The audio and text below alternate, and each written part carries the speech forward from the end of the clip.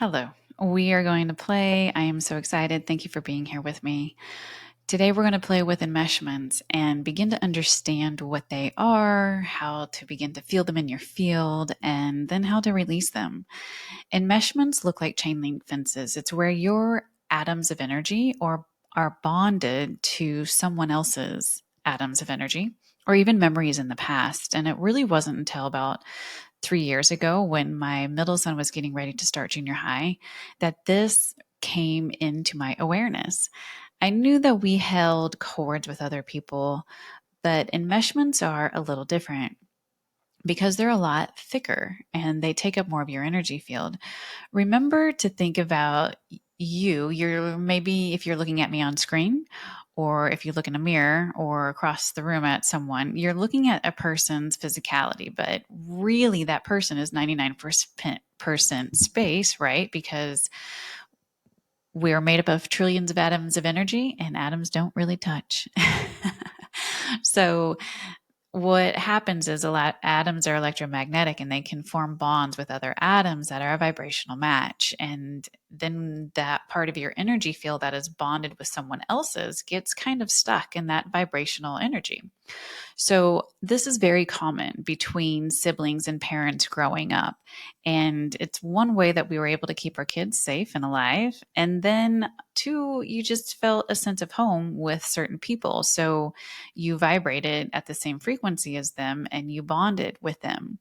Now, back in ancient cultures, and some even now, there are rites of passage that children naturally go through when a boy is becoming a man or a girl is becoming a woman, where they go on some kind of passage, so to speak, where they're moving into a place of doing something by themselves, and they know that they're going to encounter difficulty and resistance, and it's through working through that resistance and that difficulty on their own that allows them to break the bonds, the enmeshments with their caretakers.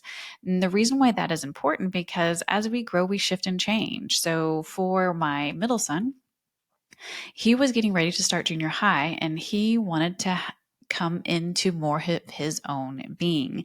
I was going through a lot of energetic shifts at the time and my business was growing. I was accelerating my frequency quite a bit by downloading these different kinds of understandings. And he didn't want to do that. He wanted to experience being human. He really wanted to go through the resistance of his own physicality. So me rising so fastly was tugging at him and he didn't want to experience that. So I was sitting in meditation when his soul came into my awareness and the word enmeshment ran across my mind. Now, when I say I heard or I see, even when I'm channeling, it's not someone else's voice in my mind telling me these things. It's the quickest, fastest information that goes through my brain, and it's got space on both sides of it before the thoughts start taking over to script a story or try to explain the words that are going through my mind. We all have this all the time. So the word enmeshment went through my mind and I had never heard of it before. And so I asked, okay, show me where it's at in my field so I could begin to understand it. And as I just relaxed and expanded my energy, like I had you do in the first podcast, I could begin to feel parts of my energy field that didn't want to expand as easily as previous or as other parts. So for me with him, it was like on one side of me. I could expand out on the left side, but I couldn't expand out as far on the right side. There was a restriction, and it's where him and I were bonded. To break bonds, we have to bring in a different frequency, a higher vibrational frequency of energy needs to come in to be able to break the bonds of energy. I had to intentionally begin to bring in a lot more energy and allow myself to kind of move through the grieving process of letting him go. And it wasn't as though I've let him go completely. He's a freshman in high school now. This definitely goes in stages with children, but a big part of keeping your young child alive is fear based, right? Don't run across the street. Don't eat that. Don't don't do that. Our job as a parent is to hold space for them to explore, but also, pretty primal, keep them alive. Well, he was getting older. He had a lot more wisdom to keep himself alive. I didn't need to hold his hand while he was crossing the street or walking through a parking lot. So, and I wasn't in a space where I could send him on a voyage of hardship to release this enmeshment from me. So it's something I had to do very cognizantly. A lot of times this in the culture, like here in the United States, this doesn't really begin to happen until kids leave for college. A lot of kids go to college and they move to the town that they're in. And through that moving and the resistance that they have of like losing their support structure of home and having to be reliant upon themselves, that creates a sense of self trust within themselves as they move through that difficulty and come home to their body. And that releases a large amount of energy when they start to depend on themselves. That brings their energy back home to them. So that releases a large amount of energy to them that naturally breaks the bonds to their parents. And it's not saying that they don't love us anymore or we didn't love our parents when we left. It's saying, okay, I'm ready to stand sovereignly and not be codependent on the people in my environment. I'm ready to be dependent on myself, which allows for self-trust and an expansion of self-expression. So it goes in phases. As I began to fill into my energy field and to feel where I was connected with him, I had to breathe. I had to breathe and I had to allow myself to feel some grief because, again, I didn't have a foundation for where this relationship was headed because I had never been in this kind of relationship with him before where I experienced a child being fully independent. I mean, not fully, but you get the drift. So I had to breathe, I had to feel, and I had to consciously not project what I was feeling onto him. The grief was mine, it was not his. What I felt from him was joy at the possibility of being more in charge of his energy. He was actually very excited. That was my grief. So I had to process it and I had to continually bring that energy home. And as I accepted that's what I felt, I accepted more of who I was on an energetic basis. And if I accept more of who I was and I am grieving through what I'm feeling without casting a story or blame or victimhood on what I am feeling, I'm just accepting what I'm feeling. And that's what I was doing. I was just accepting what I was feeling. I was breathing into it. That began to naturally untether and untie, unbond my energy from his. It broke the bonds of connection between us that was stuck in a vibrational frequency of fear.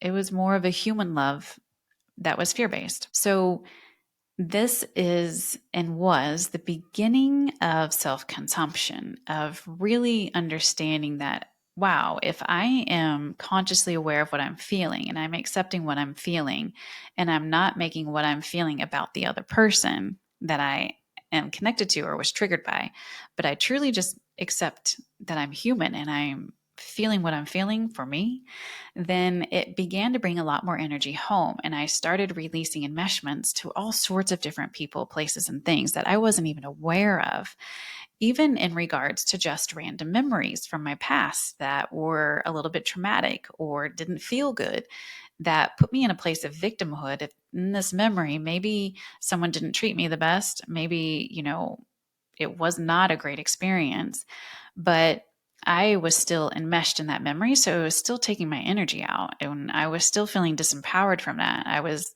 placing myself in a state of victimhood by allowing that to happen. So I had to just allow myself to accept that I'm human and I'm going to feel everything. And in that moment, I understood if I just let myself feel it and accept what I'm feeling and breathe in a really calm space, just breathe. So at that time, I was breathing through grief of loss of I had this beautiful child and he's growing up and I wasn't ready for that, but that's my problem. That's not his problem, right? So I had to breathe through the grief that is completely normal to feel. Took a breath and allowed myself to feel that without judging, without trying to write a story about it. Just told my mind to relax, and my mind could stay more relaxed if I focused on my breath while I was feeling what I was feeling. And the more intentional I was about making sure my breath was nice and slow, that my shoulders were down and relaxed away from my ears, then the calmer I felt and the more I trusted that it was safe to feel grief. And if it's safe to feel grief, then I can bring my energy back home to me and disengage, disentangle, unmesh from all these stories explaining grief or amplifying grief. And I got to let my son go. And with that releasing of that enmeshment, our relationship got to grow into something completely different. And it was even more vibrant and more beautiful and more expansive than it was before. And I know that this will happen a million more times throughout our lifetime together. It goes in stages. So enmeshments are just bonded atoms of energy in your energy field that are bonded to different people, places, things through the like vibrational matched energy that you held, that they held, or that the memory holds and that you hold. So to change that, we have to bring our energy back home and self-consume. We have to accept what we're feeling and neutralize the emotions. Neutralizing an emotion, allowing yourself to feel what you feel and staying in a calm state neutralizes the emotion. So it begins to change your chemical state, which is highly important because, as we discussed in a previous, I think last podcast, we were talking about how every emotion is made up of thousands of chemicals, and these chemicals are made up of trillions of atoms of energy, and they all vibrate at the frequency of the emotion. So if I am wanting to release victimhood or release a relationship based off of fear with my son, then I need to change my chemical addiction to that previous emotion, to that memory, to that person. So I'm going to breathe deeply. I'm going to neutralize what I'm feeling and bring all of my energy back home. And if I am feeling it from a calm place, then that makes it okay. And that means I trust me. I trust who I am, and I begin to trust what I am feeling. If I begin to trust what I'm feeling, then I'm going to start to open up a pathway of communication from my gut to my heart. And I'm going to put myself in a very coherent state. If I begin to put myself in a very coherent state because I have neutralized a frequency that was disharmonic and I brought it in a place of harmony, then I am self-healing because I'm going to start regenerating my cells from a place of neutrality and state instead of a place of disharmonic energy or disharmonic chemicals. So all these chemicals are seeping into our cells and they're feeding our bodily functions. They're feeding our physiology with information.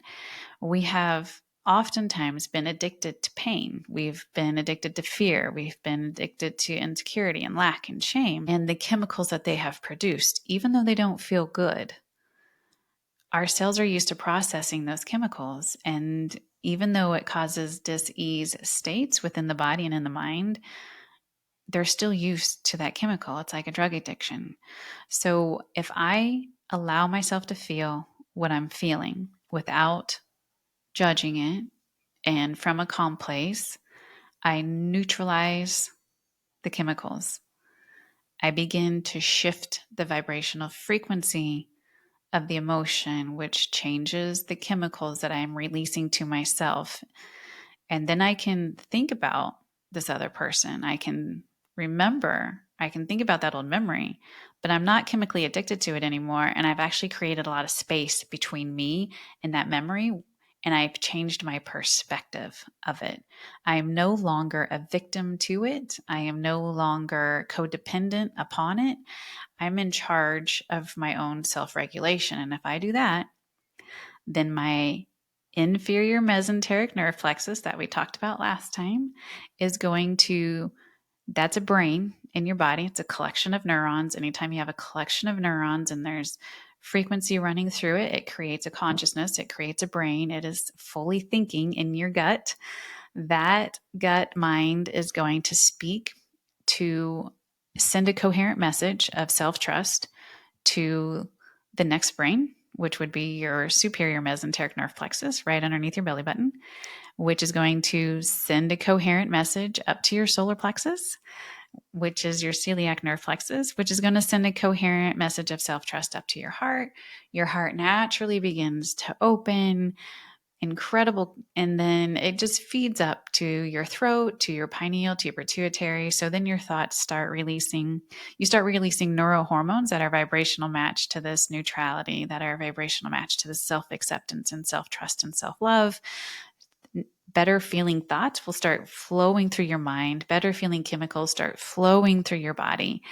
And then when you think about these other things that are around you, you are gifted a completely different perspective because you're a different vibration. And so if I can remember this childhood trauma from a completely different perspective, I'm like, wow, oh, look what I learned from that. And instead of feeling victim to it, I feel empowered from it. That is how we heal. Instead of being a victim to it, I feel empowered from it. So now I just want you to take a big breath in, relaxing your shoulders away from the ears, taking the breath all the way down to the stomach, allowing the stomach to expand with the breath, shoulders away from the ears, breathing in through the nose if possible. Now take the sphere of light that's in your heart and ask it to expand out past your body, breathing into it, allowing the breath to expand it for you, with you, as you, allowing this sphere of light to expand out past the room you're in. Now, as you allow it to expand out past the room you're in, think of someone that you know that you have an enmeshment with, that you're sure that you probably have an enmeshment with, and just ask for their presence to be with you. And this is where you can play pretend if you can't feel. Nobody cares. It's fine. If you can't see, it doesn't matter. You're not doing it wrong. Just play pretend. And then I want you to pretend, imagine, see, sense, know, feel how the space between you and them feels. Does it feel expansive? Does it feel tight? Does it feel restrictive? What's the first word that goes through your mind? Breathe deeply, shoulders down. And if it feels tight, if it doesn't feel expansive, I want you just to honor what it is. And I want you to honor what they make you feel when you think of them. Shoulders down, breathing deeply, allowing yourself to feel whatever it is you feel. Now allow for love and acceptance for what you feel to come forward. This has nothing to do with the other person. This only has everything to do with you. Now you'll start to feel, or imagine you can feel, energy building up in your gut. This is all your energy coming back home as you reclaim yourself, pulling this energy up to your belly button, pulling this energy up to the middle of your gut, pulling this energy up into your heart space, into your throat, into your third eye, in the middle of your forehead, which is your pineal gland. Bring this energy up into the pituitary at the top of your head, your crown, and allow this energy that is just you to spill out up through your head, all around you, coming all the way down to your feet, and allowing that energy then to get sucked back up your feet, back up through the core of you and into your heart. What you'll begin to notice as you do this consciously, just being aware, just playing pretend, this is a game, that restriction that you felt in your field begins to fade. You are reclaiming your energy. You are, through this self-awareness, this self-trust, this self-empowerment, you're shifting the vibrational energy. So it's coming in, you're bringing in a lot of high vibrational energy to where this enmeshment is at. And that's all that's needed to break the bonds, the bonded atoms between you and the other person, between you and the memory. Bring that energy up through you and all around you as many times as it takes until you can feel your energy field release. And maybe you can't feel, maybe a number popped in your head that's like, do this 3 times. Okay, do it 3 times. Allowing yourself to feel whatever emotions come up without judgment, without story, without justification. Our pup just came into the room to help us. So breathe deeply, shoulders away from the ear. And when you're ready, put a hand on your heart. thank the other person, thank the memory for allowing you just to be you. Thank yourself for learning, for growing, and for playing differently. If you want to go into this further, I have a free class because this is one of the most important gifts that we can give ourselves. I'll put the link below. It's about an hour long, but it takes you through a longer process.